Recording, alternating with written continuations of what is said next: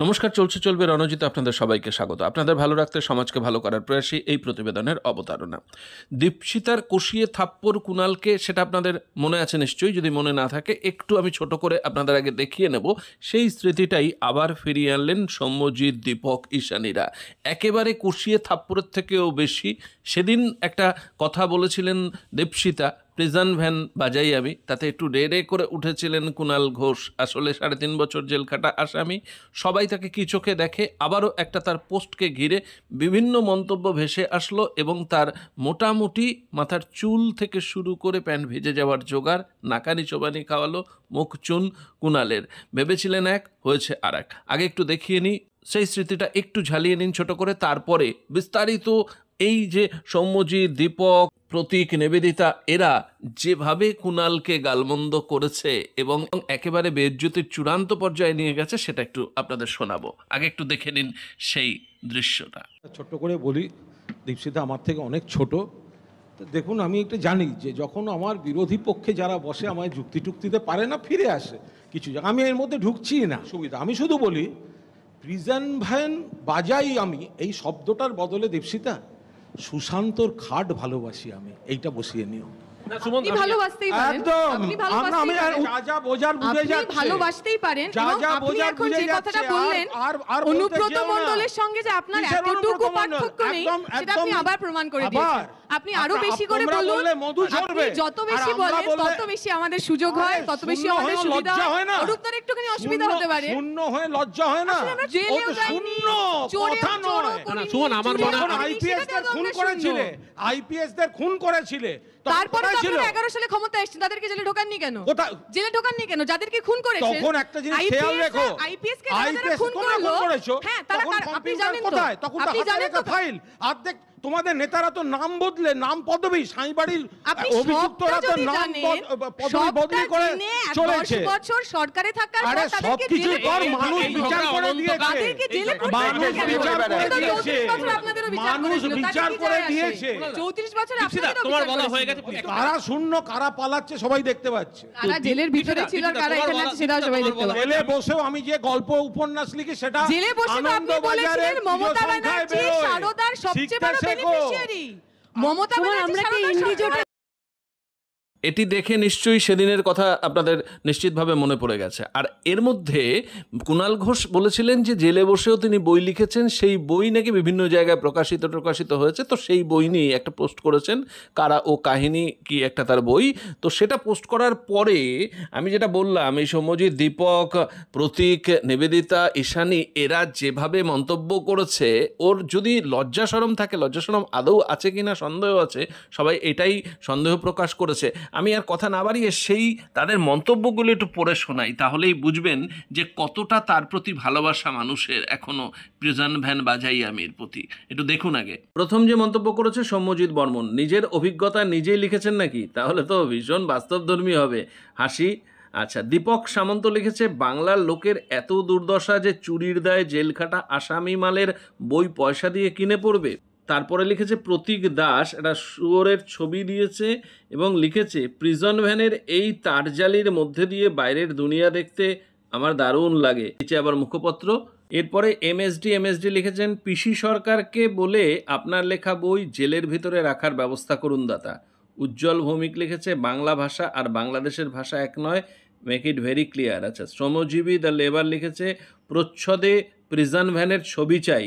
মলয় দত্ত লিখছে, বাড়ি চলো বাবা, এবং সাথে এই কার্টুনের ছবিটা, দেহটা এক এবং উপরে একটা শুয়োরের মাথা। চিনতে পারছেন কিনা আপনারা একটু মন্তব্য করে জানাবেন।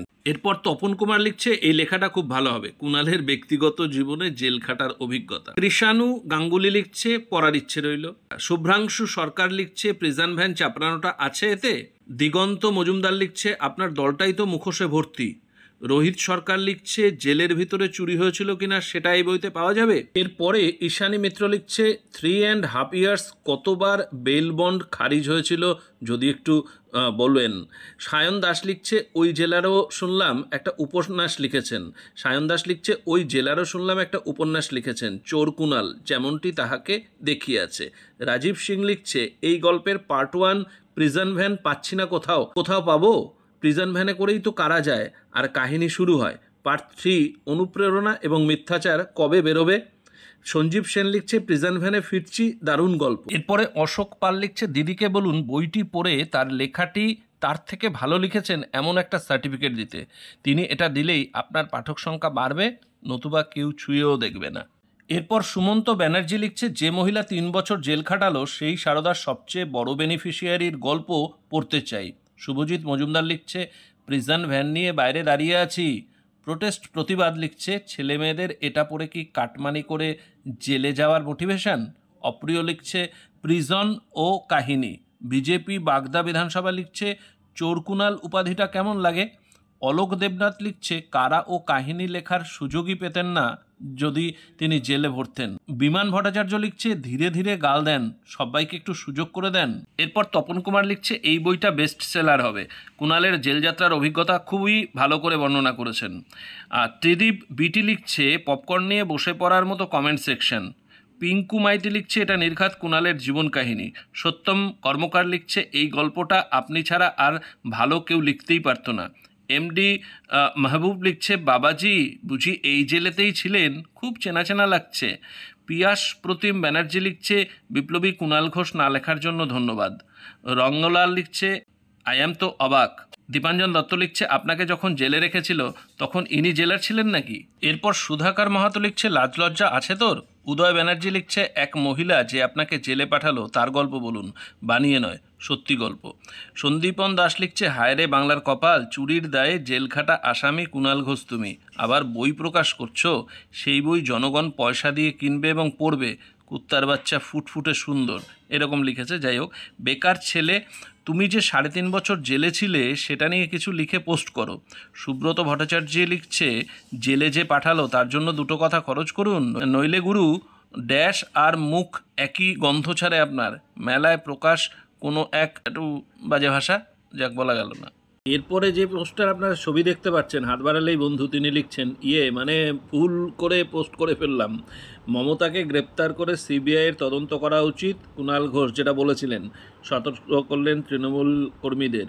সিবিআই বনাম মমতা, কুণাল ঘোষ তৃণমূলের মুখপত্র, এদের ছবিটা। নবারুণ ভৌমিক লিখছে আবার পুলিশ আবার জেল, আপনি তো দেখছি জেল আর তেলের বাইরে যেতেই পারছেন না। তো বন্ধু আর মন্তব্য পড়ছি না, মোটামুটি তিনি যা পোস্ট পেয়েছেন, যত মন্তব্য পেয়েছেন তার 98% মন্তব্য তার বিরুদ্ধে। সুতরাং তার বুঝতে পারছেন তো, যে বলেছিলেন যে আমি জেলে বসেও বই লিখেছি, সেগুলো প্রকাশিত হয়, প্রকাশিত হওয়ার পরে ওই নিজের আলমারিতেই আর কি পোকায় কাটে। তো এটা এরপরে আমার মনে হয় ওই দীপশিতা যেরকম তাকে দিয়েছিল না, তারপর থেকে তার মাথা তার এমনিই কেটে গেছে। সেদিন যেভাবে দীপশিতা তার কেটে দিয়েছিল, না হলে ওইটুকু বাচ্চা, প্রথমে বলল যে বাচ্চা দীপশিতা ছোট আমার থেকে অনেক, তারপরে তিনি বলছেন খাটের কথা। ভাবুন, এরা হচ্ছে কি তৃণমূলী। সুতরাং যাই হোক, এই পোস্টটা অনেক মানুষের মধ্যে ছড়িয়ে দিই। কুণালকে যখন নাস্তানুবোধ করছে, লেজে গোবরে খেলাচ্ছে মানুষ, তখন সেগুলো সাধারণ মানুষের জানা উচিত। ও খুব গর্ব করে দেয়, লেখে নাকি 10 পাস করে এই সাংবাদিকতা করে, সুতরাং বিরাট বিষয়। তো এই বিষয়গুলো আপনারা আরও মানুষের মধ্যে ছড়িয়ে দিন। ধন্যবাদ। পরবর্তী প্রতিবেদনের জন্য অপেক্ষা করুন।